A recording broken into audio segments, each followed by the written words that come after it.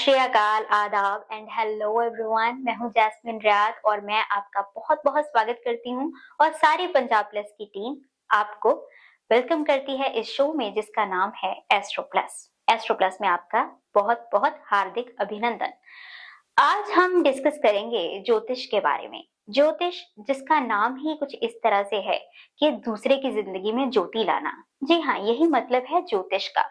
जब आप किसी की जिंदगी में ज्योति लाने की यानी कि खुशियां लाने की कोशिश करते हैं तो ऐसी विद्या का नाम है ज्योतिष। ज्योतिष एक विद्या है जिसका अगर हम उल्लेख देखें तो आपको शास्त्रों में भी मिल जाएगा। अब वहां पर बात थोड़ी समझनी जरूरी है कि क्या ज्योतिष विद्या सिर्फ भारतीयों तक ही सीमित है? नहीं, ऐसा नहीं है। भारत के अलावा जो देश है वहां पर भी एस्ट्रोलॉजी ज्योतिष का वजूद है और ये आज से नहीं है, बहुत साल पहले से है।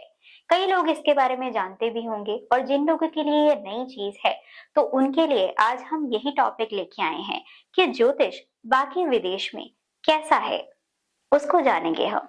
सबसे पहले हम जान लेते हैं कि भारत में ज्योतिष को किस तरह से देखा जाता है। जैसे कि हम जानते ही हैं ज्योतिष के भी दो प्रकार होते हैं, यानी कि उसको समझने के बहुत सारे प्रकार हैं।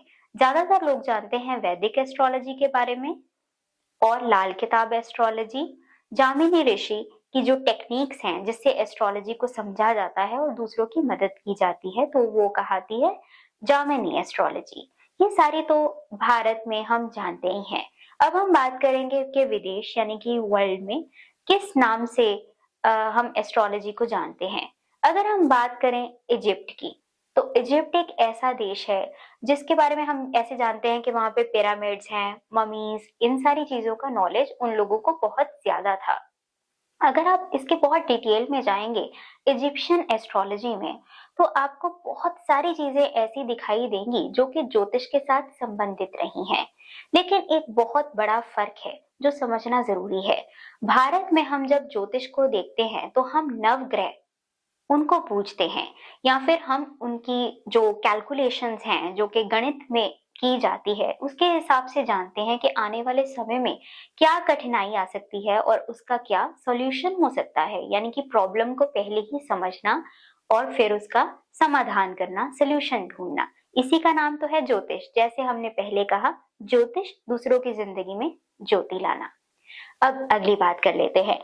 तो नवग्रह की जो कैलकुलेशंस होती हैं 9 प्लैनेट्स की वो हम करते हैं, जिसके हिसाब से हम जान लेते हैं कि जैसे कि जो 9 के 9 प्लैनेट हैं वो किसी की कुंडली में कैसे चल रहे हैं। उसमें भी बहुत सारी चीजें होती हैं कि पर्यंतर दशा कौन सी है, गोचर में क्या चल रहा है, मन की स्थिति कैसी चल रही है, लगन राशि कैसी है आदि। अब हम जान लेते हैं कि इजिप्शियन एस्ट्रोलॉजी और इंडियन एस्ट्रोलॉजी में क्या फर्क है, क्या अंतर है। चांद सितारों की बातें हम करते हैं, यूनिवर्स में साइंटिस्ट भी इन चीजों को समझते हैं।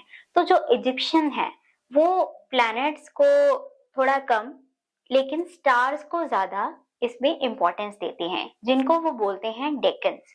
तो जब तारे, जो मेन तारे हैं, वो अपना पोजीशन चेंज करते हैं तो इजिप्शियन एस्ट्रोलॉजी में उसको ज्यादा मद्देनजर रखा जाता है।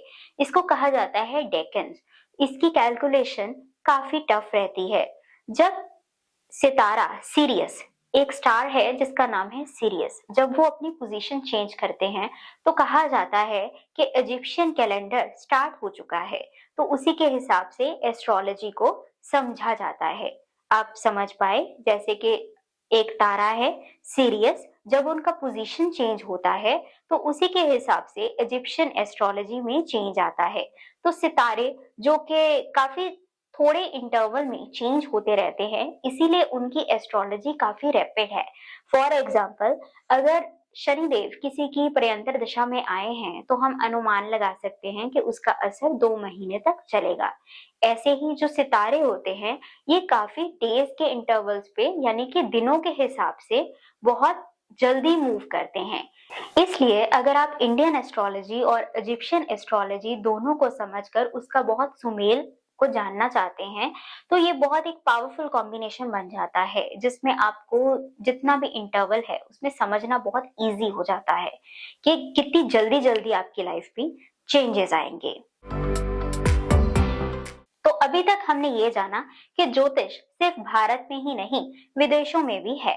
जैसे कि अभी अभी हमने इजिप्शियन एस्ट्रोलॉजी के बारे में जाना। अब हम जाएंगे विज्ञान की तरफ। जब हम स्कूल में पढ़ते हैं, विद्यार्थी होते हैं, तो हमें पढ़ाया जाता है सारे ही ग्रहों के बारे में, है ना। Saturn, Mars, Jupiter, mercury and shadow planets, ये सारी चीजें हमने अपनी स्कूलिंग में पढ़ी हैं। तो इसीलिए जो वैज्ञानिक हैं वो भी इसी तरह से अनुमान लगाते हैं। जब आप टेलीस्कोप से किसी प्लैनेट को बहुत नजदीकी देख सकते हैं तो आप उसकी ऊर्जा को महसूस करते हैं। यह आपका नजरिया है। अगर आप वही चीज एक किताबी तौर पे समझने की कोशिश करते हैं तो वो कहलाता है ज्योतिष। जब प्रैक्टिकली आप टेलीस्कोप लेके सारे प्लैनेट्स को ढूंढने की कोशिश करते हैं तो वो कहलाता है एस्ट्रो साइंस, यानी कि एस्ट्रोलॉजी का विज्ञान। तो इसमें कोई दो राय नहीं है। अगर आप इसमें रुचि रखते हैं तो आप टेलीस्कोप लगा के रोज देख सकते हैं कि कितना पोजीशन में चेंज आया है। फॉर एग्जांपल, आप चांद और सूरज को तो इन आंखों से देख ही सकते हैं, लेकिन वो चीजें जो जहां तक हमारी दृष्टि की रेंज नहीं है, वहां तक आपको देखने के लिए किसी न किसी चीज की जरूरत पड़ती है। तो विज्ञान में इस श्रेणी को कहा जाता है एस्ट्रो साइंस, जिसमें आप टेलीस्कोप के माध्यम से या किसी और यंत्र के माध्यम से जो भी आपको वैज्ञानिक उपलब्ध करा सकें या फिर वो लोग यूटिलाइज करते हैं, वहां से आप पोजीशंस को देख सकते हैं कि इसका भी बेनिफिट क्या है। किसी भी चीज को प्रैक्टिकली समझने से ज्यादा समझ में आता है। इसीलिए जो लोग फोटोग्राफी या फिर रिसर्च में बहुत दिलचस्पी रखते हैं या फिर पीएचडी कर रहे हैं इसी फील्ड में, तो वो इस तरह से ज्योतिष विज्ञान को अपनी जिंदगी में ला सकते हैं, जो कि उनके लिए काफी यूजफुल रहेगा। तो अब हमने जाना इसकी दूसरी श्रेणी के बारे में, जो कि है एस्ट्रो साइंस। अब हम जाएंगे ईस्ट की ओर। जी हाँ, बात कर रहे हैं चाइनीज एस्ट्रोलॉजी की। चाइना, जापान, इन सारी जगहों पे जो एस्ट्रोलॉजी है उसको भी बाखूबी समझा गया। एनर्जीज को ज्यादा वो लोग इम्पोर्टेंस देते हैं। फॉर एग्जाम्पल, फायर एलिमेंट यानी कि अग्नि तत्व, वाटर एलिमेंट जल तत्व, या फिर भूमि विज्ञान, ठीक है, जिसको हम अर्थ एलिमेंट्स बोलते हैं, या फिर एयर एलिमेंट्स यानी कि वायुमंडल। तो ये सारी चीजों को इस तरह से समझा गया, जिसको हम अगर वास्तु में लेके जाएं तो हम फेंगशुई भी बोलते हैं। चाइनीज एस्ट्रोलॉजी एक ऐसा फील्ड है जो कि एनर्जीज पे बेस्ड होता है। फॉर एग्जाम्पल, आप कहीं पर बैठे हैं तो आप हमेशा इस चीज को फील करते होंगे कि वहां की ऊर्जा कैसी है। आप कहते हैं ना कि मेरा मूड बहुत ठीक था, लेकिन मैंने वहां पे एंटर किया तो खराब हो गया। या फिर आप बहुत खराब मूड में हैं, आपने कहीं पे एंटर किया और आपको वहां जाके बहुत अच्छा लगा। तो क्या होती है वो ऊर्जा होती है। ऊर्जा को समझने की जो स्टडी है, जो विज्ञान है, उसको हम बोलते हैं चाइनीज एस्ट्रोलॉजी। इसमें और भी बहुत सारे तत्व हैं, इसमें गणित भी आता है, इसमें बहुत सारी चीजें हैं। तो अब फर्क क्या है? इंडियन एस्ट्रोलॉजी बहुत गूढ़ ज्ञान है, जिसमें गणित का सहारा लिया गया है। बहुत सारी कैलकुलेशंस की जाती हैं, एस्ट्रोलॉजिकली विज्ञान को देखा जाता है और फिर एक सुमेल बना के आपके सामने प्रस्तुत किया जाता है, ताकि आपकी जिंदगी में जो भी कठिनाइयां चल रही हैं उसका सब समाधान किया जा सके। अब चाइनीज एस्ट्रोलॉजी जो ऊर्जा पर निर्भर करती है, वो देखती है कि आपने कौन सी ऊर्जा अर्जित कर ली है, अपने अंदर आपके है। फॉर एग्जाम्पल, आप किसी ऐसी जगह पर गए जहाँ की ऊर्जा ज्यादा अच्छी नहीं थी, तो संभव है कि आपके आसपास आप नेगेटिविटी फील करें। और जब भी नेगेटिविटी फील होती है, बहुत सारी ऐसी चीजें हो जाती हैं, जैसे कि आपका मूड खराब होना, आपके काम ना बनना, या फिर डिले आ जाना, या फिर आपका मन बेवजह उदास रहना। और कई लोग इसको ईविल आई भी बोलते हैं, नजर लग जाना। अब बहुत सारे लोग बोलेंगे कि क्या बहुत जो बड़े बड़े बिजनेसमैन हैं या फिर कोई जो विदेश में लोग हैं, क्या उनको नजर नहीं लगती? बिल्कुल, बाहर भी इस चीज को ईवल आई का नाम दिया गया है। और बहुत सारे आजकल तो बहुत प्रचलित है, ईवल आई स्टोन का भी लोग इस्तेमाल करते हैं इस चीज से निजात पाने के लिए। तो जो कुछ भी चल रहा है वो वर्ल्ड वाइड चल रहा है। ये कहना कि जहां पर हम रह रहे हैं ये सिर्फ वहां पर प्रचलित है या फिर हम ही जानते हैं, बाहर लोगों को नहीं पता है, तो ये टोटली गलत है। नाम अलग अलग हो सकते हैं, लेकिन सब लोग इस चीज को जानते हैं। तो हम बात कर रहे थे चाइनीज एस्ट्रोलॉजी की। तो जो फायर एलिमेंट या एयर एलिमेंट होते हैं, इनको माना जाता है, जो भी राशियां फायर एलिमेंट में आती हैं चाइनीज एस्ट्रोलॉजी के हिसाब से, उनको एक एक कैटेगरी में रखा गया है। चाइनीज एस्ट्रोलॉजी में वाटर एलिमेंट्स में उन राशियों को रखा जाता है, ऐसे जातकों को रखा जाता है जिनमें वाटर का एनर्जी ज्यादा होता है। वाटर जो कि एक इमोशनल कैटेगरी को डिनोट करता है। जैसे पानी होता है, वो हमेशा चलता ही जाता है और बदलता जाता है, जैसे उसकी लहरें होती हैं, दे आर नेवर स्टेबल। इसी तरह से जिन लोगों में इमोशंस जो होते हैं वो रुकते नहीं है, स्टेबल नहीं होते, प्लस कुछ पता नहीं लगता कि कब इमोशनल मूड कैसा है, ऐसी राशियां जल तत्व में आती हैं, जैसे कि कर्क राशि, कैंसर राशि। तो चाइनीज एस्ट्रोलॉजी में ऐसी राशियों को कहा जाता है कि ये वाटर एलिमेंट्स में आती हैं। नेक्स्ट होता है एयर एलिमेंट। एयर एलिमेंट में वो राशियां होती हैं जो अपने डिसीजंस में क्विक होने के साथ साथ काफी ब्रेनी भी होती हैं। तो इस तरह की राशियों को हम बोलते हैं कि ये एयर एलिमेंट्स में आती हैं चाइनीज एस्ट्रोलॉजी में। और इसके बाद अर्थ एलिमेंट्स, जो राशियां काफी स्टेबल मानी जाती हैं, जिनके लिए आपको पता ही नहीं चलता कि इनके इमोशंस कैसे हैं इस टाइम पे। इतने स्टेबल लोग जिनकी फेशियल रीडिंग करना भी बहुत मुश्किल हो जाए, ऐसे लोग अर्थ एलिमेंट्स में आते हैं। तो आप समझ गए कि जैसे कि हम भारतीय ज्योतिष में कैलकुलेशंस करते हैं, वहीं चाइनीज एस्ट्रोलॉजी में वजूद है एनर्जीज का। वो एनर्जी पे बेस्ड होती है, ऊर्जा पे बेस्ड होती है। तो तरीके अलग अलग हो सकते हैं। फॉर एग्जाम्पल, आप एक गणित का सवाल जो है उसको हल कर रहे हैं, यानी कि आप मैथमेटिक्स का कोई सोल्यूशन ढूंढ रहे हैं, तो अक्सर होता है कि आपको 2-3 फॉर्मूले दे दिए जाते हैं कि इस फॉर्मूले से भी आंसर आ जाएगा, इस फॉर्मूले से भी आंसर आ जाएगा। आंसर में कोई तब्दीली नहीं आएगी, जो जिस चीज का जवाब है वैसा ही आएगा, उसके माध्यम अलग अलग हो सकते हैं। तो विदेश में ज्योतिष के माध्यम अलग अलग हैं, इससे आप इतना अनुमान लगा सकते हैं। बाकी अगर हम वास्तु में चले जाएं तो फेंगशुई बहुत वास्ट है। जैसे हम भारत में वास्तुशास्त्र में ये चीज देखते हैं कि घर का नक्शा कैसा होना चाहिए कि ऊर्जा कैसी अंदर आए, उसका सिर्फ ये जैसे हम वास्तुशास्त्र में भारत में ये देखते हैं कि हम कैसा नक्शा बनाएं या फिर कैसी चीजें घर पे रखें कि हमारी जिंदगी खुशहाल बीते, ऐसे ही चाइना में फेंगशुई को इस्तेमाल किया जाता है। फॉर एग्जाम्पल, ऐसे शो पीस लाए जाते हैं जिनके घर में लाने से हम ये मानते हैं कि ये शुभ होंगे, ऊर्जा शुभ होगी। हाँ, ये इसमें यकीन तो है ही कि अगर आपको किसी चीज पे यकीन है तो वो सामने वाले का रिस्पेक्ट बढ़ा देता है और ज्यादा, ठीक है। लेकिन अगर आपको यकीन नहीं है तब भी ऐसी चीजें वर्कआउट करेंगी, क्योंकि वो भी ईश्वर की ही बनाई हुई है। फॉर एग्जाम्पल, फेंगशुई में कहा जाता है कि अगर आप क्लियर क्वार्ट्ज का टर्टल घर में रखते हैं तो वो बहुत शुभ होता है। अब ये एक कॉम्बिनेशन है। टर्टल अपने आप में एक स्पेशल चीज को सिंबलाइज करता है, टिकाव को, प्लस फॉर्चुनेट। लेकिन फॉर्चून के साथ साथ वो अगर क्लियर क्वार्ट्ज का बना हुआ है, तो क्लियर क्वार्ट्ज किसने बनाया है? ईश्वर ने बनाया है। ईश्वर का बनाया हुआ एक क्रिस्टल है। तो आपको क्या लगता है कि क्या उसमें ऊर्जा नहीं होगी? होगी। इसीलिए फेंगशुई में उसको इस्तेमाल किया जाता है। सो अभी तक हमने डिस्कस कर लिया भारत का ज्योतिष, उसके बाद astro science, Egyptian astrology, Chinese astrology. इससे आपको इतना तो क्लियर हो गया होगा कि भारत के अलावा भी बहुत सारे देश हैं जो कि एस्ट्रोलॉजी में काफी रुचि रखते हैं। नेक्स्ट फील्ड हम समझने वाले हैं एस्ट्रोकार्टोग्राफी। ये बहुत इंटरेस्टिंग है और ये ज्यादा साइंटिफिक बेस्ड है। फॉर एग्जाम्पल, आपके यहाँ पर 10 बजे का वक्त हुआ है, आप भारत में हैं, आपके यहाँ पे 10 बजे का वक्त हुआ है, समझ लीजिए। और दूसरे देश में अगर आप कॉल लगाते हैं तो अलग अलग वक्त हुआ है, जिसको हम काल चक्र बोलते हैं। यानी कि काल एक जगह पे अगर दूसरा है तो दूसरी जगह पे विभिन्न होगा, एक जैसा नहीं हो सकता है। सो आप टाइम फ्रेम को इस तरह से नहीं ले सकते हैं कि वो हर जगह एक जैसा चल रहा है। परवरदिगार ने इस दुनिया को इस तरह से बनाया है कि जो काल चक्र है उसके अधीन है हम। तो जो टाइम फ्रेम है, इसके अकॉर्डिंगली जितनी भी चीजें हैं वो हर देश में अलग अलग वक्त पर होती हैं, ये तो हम जानते ही हैं।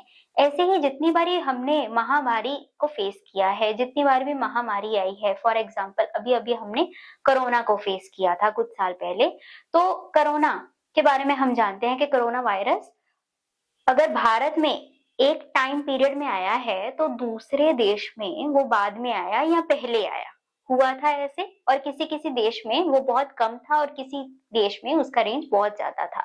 जी हाँ, इसके पीछे साइंटिफिक रीजंस हो सकते हैं, खान पान हो सकता है, कुछ भी हो सकता है। लेकिन एस्ट्रोलॉजी, जिसका नाम है एस्ट्रोकार्टोग्राफी, एक ऐसी स्टडी है, एक ऐसी साइंस है, एक ऐसा ज्योतिष है जिसके हिसाब से देख लिया जाता है कि ये जो देश है इस टाइम पे पूरा का पूरा देश कौन सी दशा में चल रहा है, उसकी वजह से जो सिचुएशन में चेंज आता है। इसीलिए जो टाइम फ्रेम है वो, अगर किसी जातक की दशा हम बता सकते हैं कि आप पे 2 महीने ऐसा चलेगा और दूसरे जातक पर वो अलग है। इसी तरह से जो देश होते हैं उनका टाइम फ्रेम भी अलग अलग होता है। तो इसमें किया क्या जाता है, इसमें नक्शा देखा जाता है, उस पे लाइंस जो मैथमेटिक्स के हिसाब से ड्रॉ की जाती हैं और कुछ कैलकुलेशन की जाती है कि अभी ये देश जो है ये इस प्लैनेटरी पोजीशन पे है, अभी ये देश जो है इस ग्रह दशा के अंडर चल रहा है। इसको बोलते हैं एस्ट्रोकार्टोग्राफी। सो ये एक बहुत अलग फील्ड है और यहीं पे बात खत्म नहीं हो जाती। फॉर एग्जाम्पल आप देखिए, जो जितने भी एशियन कंट्रीज हैं जो एशिया कॉन्टिनेंट में आते हैं, भारत हो गया, अफगानिस्तान हो गया, पाकिस्तान हो गया, चाइना हो गया, ये सब लोग काफी ट्रेडिशनल हैं। हम लोग बहुत ट्रेडिशनल लोग हैं। हम अपनी परंपराओं, अपने कल्चर के साथ बहुत ज्यादा जुड़ते हैं और उसको नहीं छोड़ते। जैसे हम अपनी जड़ों से जुड़े हुए हैं। तो आप कोई भी देख लीजिए, अगर आप कंट्रीज देखिए जो अफगानिस्तान, पाकिस्तान, इंडिया है, तो ये लोग अपनी परंपरा, अपना धर्म, अपनी ट्रेडिशंस, इन सारी चीजों को सबसे ज्यादा महत्व देते हैं और हम लोग काफी स्ट्रिक्ट भी आते हैं। इसके हिसाब से अगर आप चाइना को देखिए या एशियन कंट्रीज, तिब्बत, तो ये लोग भी अपनी परंपरा के साथ ऐसे ही जुड़े हुए हैं। वो अभी तक भी अपना पहरावा फॉलो करते हैं, उनका खान पान, भोजन वैसा ही है। तो वो नहीं छोड़ते हैं अपने रूट्स को। तो ये क्यों साइकोलॉजी है? क्योंकि हम एशियन कॉन्टिनेंट में आते हैं। एशियन कॉन्टिनेंट में जितने भी कंट्रीज हैं वो सेम एस्ट्रोकार्टोग्राफी के अंडर आते हैं, इसीलिए उनकी सोच एक जैसी है। इसी तरह से जो बाकी कॉन्टिनेंट्स हैं उनकी सिर्जना, उनकी जो सिर्जना थी वो अलग वक्त पे हुई। उस टाइम पे कैसी रेज वहां पे पड़ रही थी, उस धरती पे कैसे एलिमेंट्स हैं, वो सारी चीजें डिस्क्राइब करती हैं कि इस कंट्री की एस्ट्रोकार्टोग्राफी कैसी है।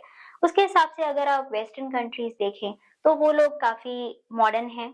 वो लोग ज्यादा बाइंडिंग्स में नहीं रहते हैं या लिमिटेशंस उनकी कम है। तो ये आप चीजें एक जैसी पाएंगे। और अभी ये सारी चीजें आप फूड में भी देखेंगे। अगर आप देखो तो इंडिया, पाकिस्तान, अफगानिस्तान, हम काफी ऑयली फूड को खाना पसंद करते हैं। इसका एक रीजन है कि हमारी धरती पर शनि का बहुत प्रभाव है। शनि, सैटर्न, जिनको अगर हम प्लैनेटरी पोजीशंस के हिसाब से देखें तो जहां पर भी उनकी रेस पड़ती है वहां के लोग काफी ऑयली फूड को पसंद करते हैं। जैसे कि अगर आपने सुना होगा कि जब भी शनि देव का दान करने जाते हैं या उनके लिए कोई रेमेडी बताते हैं तो कहते हैं कि सरसों का तेल डालें या फिर ऑयल की बात होती है। तो जितने भी कंट्रीज इस तरह की प्लैनेटरी पोजीशन में आते हैं वो ज्यादा ऑयली फूड को पसंद करते हैं। ऐसे ही कुछ कंट्रीज जिसपे अगर आप देखें तो वीनस का प्रभाव है, तो वहां पर लोग खाने को खाने से पहले काफी सजाना प्रेफर करते हैं, जिसकी वजह से कॉकटेल्स, ये सारी चीजें सामने आई हैं। जैसे कोई सजावट करना या फिर कप्स के ऊपर बहुत ज्यादा ध्यान देना। कई ऐसे भी कंट्रीज हैं जहां पर लोग क्रिस्टल्स वाले जो कप्स हैं उनको प्रेफर करते हैं। आजकल मार्केट में बहुत अवेलेबल है, अब तो सब कुछ वर्ल्ड वाइड हो गया। तो ये सारी चीजें एस्ट्रोकार्टोग्राफी की वजह से होती हैं, जो कि एक टेक्निक है, एक माध्यम है ज्योतिष को समझने का, जो कि वर्ल्ड वाइड है। अगली स्ट्रीम जो एस्ट्रोलॉजी की हम समझने वाले हैं इसको बोलते हैं होरारी एस्ट्रोलॉजी, जिसमें हम होरा स्टडी करते हैं। बहुत सारे विदेश में ऐसी जगह है जहाँ पर लोग होरे को स्टडी करते हैं। फॉर एग्जाम्पल अभी अभी हमने वक्त की बात की थी, तो दिन में 12 पहर होते हैं, 12 होरे होते हैं, तो होरा इस चीज को बोलते हैं। फॉर एग्जाम्पल कोई कोई होरे में आपको ज्यादा ऊर्जा अगर आपको शनि देव की मिल रही है, तो इसका मतलब है कि शनि का ओरा चल रहा है उस वक्त। होरा, HORA। तो होरारी एस्ट्रोलॉजी समझने की एक टेक्निक है जिसमें हम ये समझते हैं कि कौन से आवर में, कौन से दिन के पहर में किस प्लैनेट की ऊर्जा सबसे ज्यादा है, और उसके हिसाब से आपको बता दिया जाता है कि उस वक्त ये काम करना शुभ रहेगा। फॉर एग्जाम्पल अगर आप कोई व्हीकल खरीदना चाहते हैं, आपको कोई वाहन खरीदना है, तो आपको कौन से होरे सूट करेंगे? आपको सूट करेगा शनि वाला होरा, क्योंकि सैटर्न रिप्रेजेंट करते हैं व्हीकल को। उसके बाद यहाँ पर बात खत्म नहीं हो जाती, नेक्स्ट आपको होरा सूट कर सकता है, जिसमें आप नेक्स्ट ऑप्शन आपको मरकरी का होरा सूट करेगा, यानी कि बुध का, क्योंकि आपने किसी व्हीकल को खरीद लिया, आप पे कृपा हो गई शनिदेव जी की, भगवान की कृपा है। अब लेकिन उसको चालू हालत में रखना, उसको एक बहुत ही अच्छी पोजीशन पर अपने घर पे रखना ताकि वो खराब ना हो, ये सारी जो ब्लेसिंग्स हैं ये मकरी देते हैं, बुध देते हैं। तो नेक्स्ट आपको होरा उनका सूट कर सकता है। और थर्ड, वीनस, शुक्रदेव। एक बेसिक चीज लेना अलग बात है, लेकिन अपने मन पसंद की चीज ले पाना वीनस की बेनिफिट है।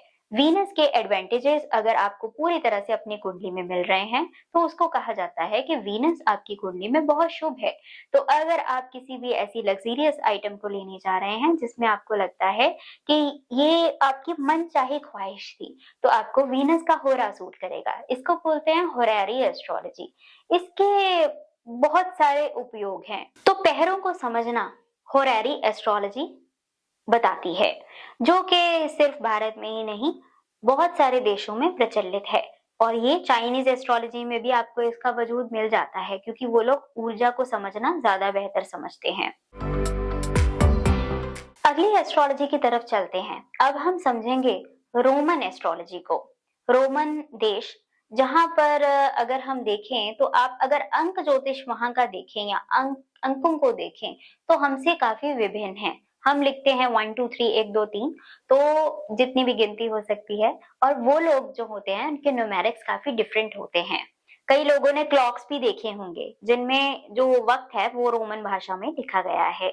सबसे पहले उनका अंक ज्योतिष हमसे बहुत ज्यादा अलग है। हमारे अंक ज्योतिष में हम 0 का वजूद रखते हैं, यानी कि शून्य, लेकिन वहां पर कोई ऐसा वजूद नहीं है। जब भी हम एस्ट्रोलॉजी में दारा कारक काउंट करते हैं, तो अगर किसी का दारा कारक 0.45 डिग्री है, तो हम उसको भी काउंट करते हैं, 0% पे भी काउंट करते हैं, 0 डिग्री पे भी काउंट करते हैं। लेकिन वहां पर 0 का, शून्य का कोई वजूद नहीं है। वहां जो अंक ज्योतिष है सीधा गिनती से शुरू हो जाता है। तो सबसे पहले ये विभिन्न है, लेकिन वहां की जो एस्ट्रोलॉजी है वो हमारे साथ काफी मेल खाती है, क्योंकि जो कैलकुलेशंस हैं वो आपको सिमिलर मिलेंगी। नाम काफी अलग हैं। फॉर एग्जाम्पल आप अगर किसी चीज का नाम यहाँ पर देख रहे हैं हमारी भाषा में, तो वो अलग होगा, लेकिन अगर उनकी भाषा है तो उसमें अलग होगा, लेकिन बात एक ही है। तो रोमन एस्ट्रोलॉजी काफी डीप एस्ट्रोलॉजी है। रोमन में नॉर्स गॉड्स को बहुत महत्व दिया गया है। फॉर एग्जाम्पल हम यहाँ पर बोलते हैं नवग्रह, 9 प्लैनेट्स, तो वहां पर एस्ट्रोलॉजी में वजूद आता है, ज्योतिष में वजूद आता है, उनको बोला जाता है नॉर्स गॉड्स। फॉर एग्जाम्पल ट्यूज, फ्रिया, ये सारे उनके नॉर्स गॉड्स हैं, और यही प्लैनेट्स भी हैं। फॉर एग्जाम्पल हम यहाँ पर मंगल को मार्स, मंगल, मंगल देव, इन सारे चीजों से उच्चारण करते हैं। वहीं इंग्लिश में मार्स है, रोमन में उनको ट्यूज बोला जाता है, जिनके नाम पे मंगलवार का दिन आधारित है, यानी कि ट्यूसडे। ये सारा शो हम ला रहे हैं आपके लिए, जिसमें हम सारी चीजों को डिस्कस करेंगे। ये तो जस्ट मैंने आपको छोटा सा एग्जांपल दिया, तो आपने एस्ट्रो प्लस के साथ बने रहना है। अब हम अगली चीज डिस्कस कर लेते हैं। बहुत से लोगों के मन में सवाल होगा कि जैसे ट्विन्स पैदा होते हैं, जुड़वा बच्चे हैं, तो उनकी एस्ट्रोलॉजी कैसे अलग हुई एक दूसरे के साथ, सोचते हैं ना सभी। और फिर कई बारी हम ये सवाल भी उठाते हैं एस्ट्रोलॉजर्स के ऊपर कि जहाँ पर जुड़वा लोग हैं, जहाँ पे ट्विन्स हैं, वहाँ पे एस्ट्रोलॉजी कैसे काम आई, वो तो सेम है। तो मैं आपको बताऊं कि एस्ट्रोलॉजी में सेकंड्स का भी महत्व रखा जाता है। आपके पास जितना ज्यादा नॉलेज होगा उतनी ही ज्यादा बारीकी से अध्ययन किया जा सकता है। फॉर एग्जाम्पल, कई लोग सिर्फ डेट ऑफ बर्थ के बारे में जानते होते हैं, तो वहां थोड़ी कमी आती है। जिनको अपने जन्म का वक्त पता होता है वहां चीजें और भी ज्यादा अच्छी हो जाती हैं। तो जनरली एस्ट्रोलॉजी ज्योतिष देखा जाता है आपका पूरा नाम, आपके जन्म की तारीख, आपके जन्म का वक्त और आपका जन्म किस ज्योग्राफिकल पोजीशन पे हुआ, यानी कि कहाँ पे हुआ। तो ये सारी चीजें। अब जहां पर जुड़वा बच्चों की बात आती है, स्थान एक होगा, तारीख एक होगी, वक्त भी सिमिलर होगा, लेकिन कहां पर फर्क आएगा, सेकेंड्स में फर्क आएगा। एक बच्चा अगर कुछ सेकंड पहले बॉर्न हुआ है, कुछ सेकंड पहले का उसका जन्म है, तो इसका मतलब है कि वो बच्चे का नव मास चार्ट दूसरे बच्चे के नव मास चार्ट से अलग होगा। इसको D9 चार्ट बोलते हैं। जो आप आम कुंडली दिखाने जाते हैं उसमें सिर्फ D1 चार्ट देखा जाता है। तो D1 चार्ट जो होता है ये बताता है आपके कैरेक्टरिस्टिक्स कैसे होंगे, आपके फेशियल कैरेक्टरिस्टिक्स कैसे होंगे। इसी वजह से ज्यादा जो जुड़वा बच्चे हैं वो एक जैसे नजर आते हैं। जिनमें सेकंड्स का फर्क ज्यादा बढ़ जाता है, तो ऐसे बच्चे जो होते हैं उनके नव मास चार्ट यानी कि D9 चार्ट में काफी फर्क आता है। इसकी वजह से उनकी एस्ट्रोलॉजी जो होती है वो एक जन्म पर जन्म लेने के बावजूद भी एक जैसी नहीं होती। इसका रीजन ये है कि अगर आप उनका चार्ट उठा के देखेंगे, आजकल तो बहुत सारे ऑनलाइन एप्लीकेशंस भी आए हैं, तो आप उसमें अगर उनका D9 चार्ट देखेंगे तो वो अलग होगा। इसकी वजह से उनकी जो किस्मत है वो अलग अलग चलती है। हो सकता है ऐसे बच्चे एक जैसे दिखाई दें और ना भी दें, तो उसका रीजन यही है। इसको बोलते हैं natal astrology. For example, natal astrology एक ऐसी स्टडी है जिसमें हम बहुत बारीकी में जाके ये देखते हैं कि दो चार्ट अगर एक जैसे हैं तो उसमें क्या अलग लाया जा सकता है। ज्योतिष विद्या में एक श्रेणी आती है जिसमें मुहूर्त निकाला जाता है किसी भी चीज का। ज्यादा इसको एक्सप्लेन करने की जरूरत तो है ही नहीं।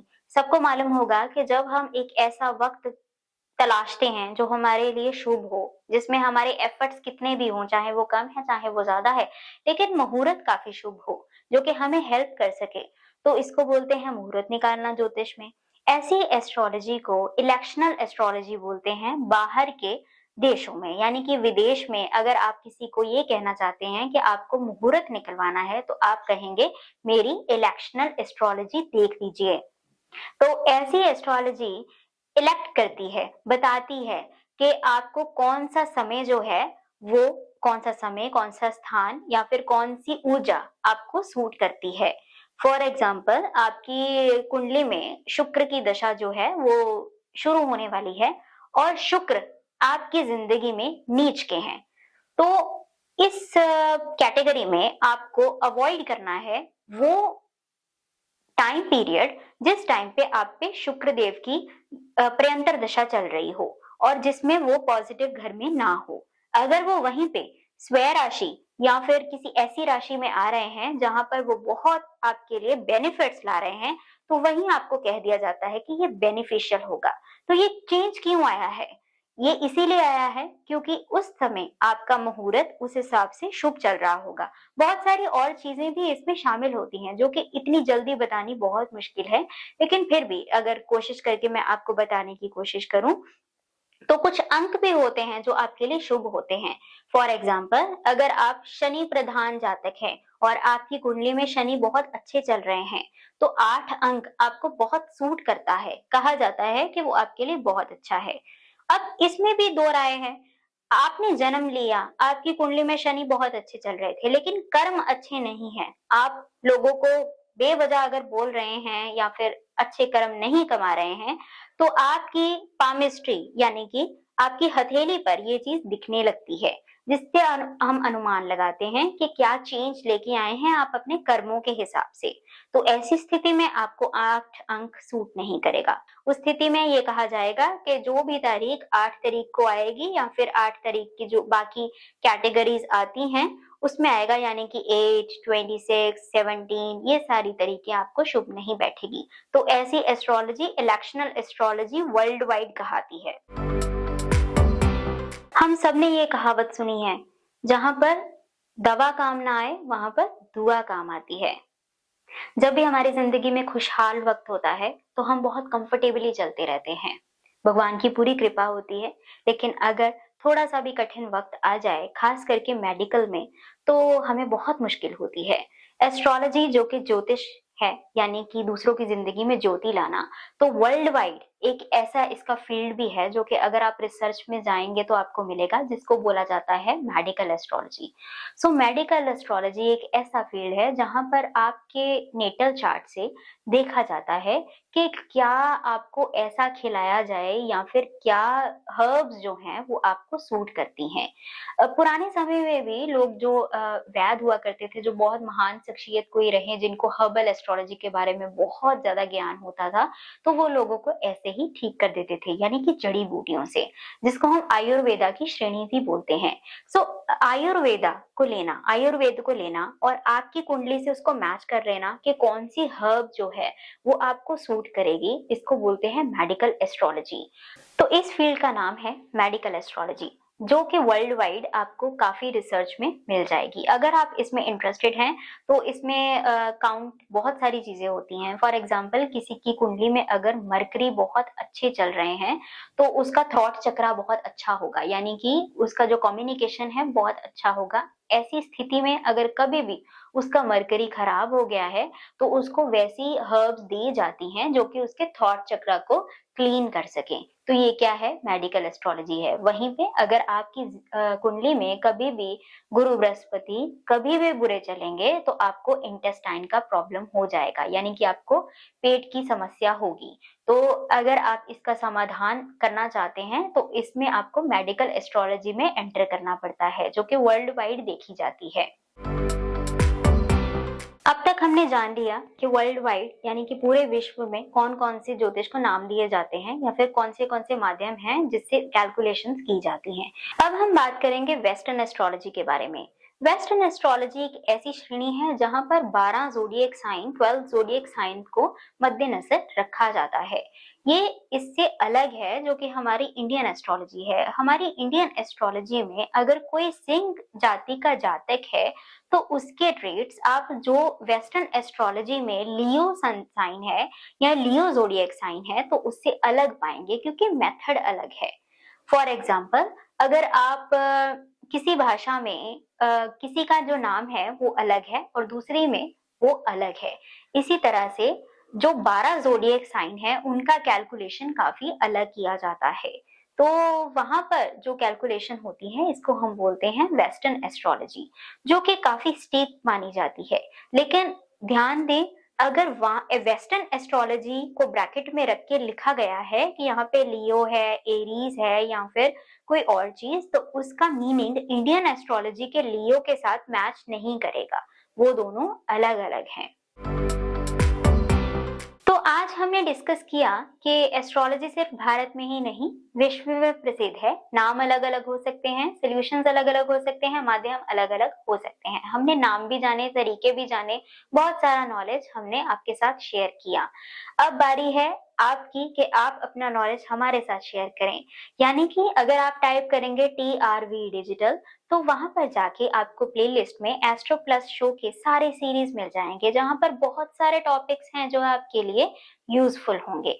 अगर आप वहां पर जाके अपने बर्थ डिटेल्स लिखेंगे हमें कमेंट सेक्शन में या हमें मैसेज करेंगे, हम पूरी कोशिश करेंगे कि उन डिटेल्स को हम यहाँ पर डिस्कस कर सकें। हम सारे डिटेल्स डिस्कस नहीं कर सकते हैं, तो जो लोग पहले लिखेंगे उनके पहले 2 क्वेश्चंस लिख ही जाएंगे जो कि मैसेज में कर रहे हैं, और लिखने के बाद उनका एनालिसिस किया जाएगा और यहाँ डिस्कस किया जाएगा। आप अपना कंसल्टेशन भी बुक कर सकते हैं, नीचे दिए गए नंबर पे आप कांटेक्ट करके उसके बाद अपना कंसल्टेशन बुक कर सकते हैं। ध्यान रहे, ये पेड कंसल्टेशन है। अब बात करते हैं उन लोगों की जिन्होंने ऑलरेडी हमारे साथ अपने डिटेल्स शेयर कर दिए हैं। इनमें से सबसे पहले हमने डिटेल लिया है गुरजीत कौर का। तो गुरजीत कौर जिन्होंने अपनी डेट ऑफ बर्थ वहां पर लिखी थी, जो कि हम यहाँ पर वर्बली बोल के नहीं बोलने वाले हैं। सो गुरजीत कौर, अगर आप आज ये शो देख रही हैं तो आपका क्वेश्चन यहाँ के लिए चुना गया था। गुरजीत कौर ने ये क्वेश्चन हमसे पूछा कि वो अपना करियर स्टार्ट करना चाहती हैं नोएडा में जाके। सो क्या ये उनके लिए फ्रूटफुल रहेगा या नहीं? गुरजीत, वैसे तो ये क्वेश्चन जो होता है ये टैरो कार्ड का क्वेश्चन होता है, लेकिन एस्ट्रोलॉजी के हिसाब से अगर मैं आपको बताऊं तो आपका स्थान परिवर्तन दिख रहा है, जो कि आपका मार्च में होगा। मार्च 2026, जो कि अपकमिंग ईयर है, बहुत नजदीक है। तो अभी से आप इसके लिए क्या कर सकती हैं? अभी आप पे जो दशा चल रही है, जो कि अभी 15th ऑफ द दिसंबर तक चलेगी, तब तक आप बहुत सारी कंपनीज में अप्लाई कर सकती हैं। अगर आप इस फेज में अप्लाई करेंगी तो ये आपका, जैसे कि हमने आज ही के शो पे डिस्कस किया था होरे के अकॉर्डिंगली, इलेक्शनल एस्ट्रोलॉजी के अकॉर्डिंगली, तो ये समा आपके लिए काफी शुभ है, क्योंकि इसमें आपके प्लैनेट्स जो हैं काफी बैलेंस चल रहे हैं। 5th और 6th नवंबर के पहले ये चीजें बैलेंस नहीं थी, लेकिन अब ये अच्छी चल रही हैं।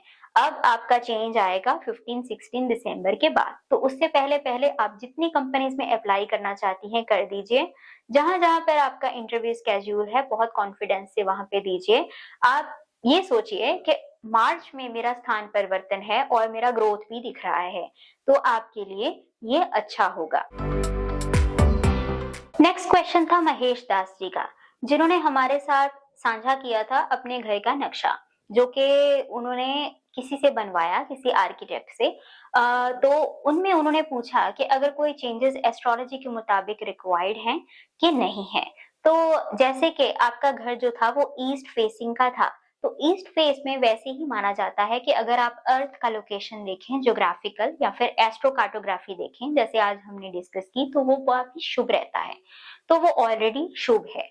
अब एक चीज थी कि जहां पर आपने अपना वॉशरूम क्रिएट किया था, उसके बिल्कुल ही साथ आपने किचन को क्रिएट किया है, तो वहां पर अगर आप इस चीज में चेंज ला सकें तो वो अच्छा है, क्योंकि वहां पे एनर्जी, जो कि आज हमने चाइनीज एस्ट्रोलॉजी में डिस्कस किया, एनर्जी जो है होगी वो डिफरेंशिएट होगी।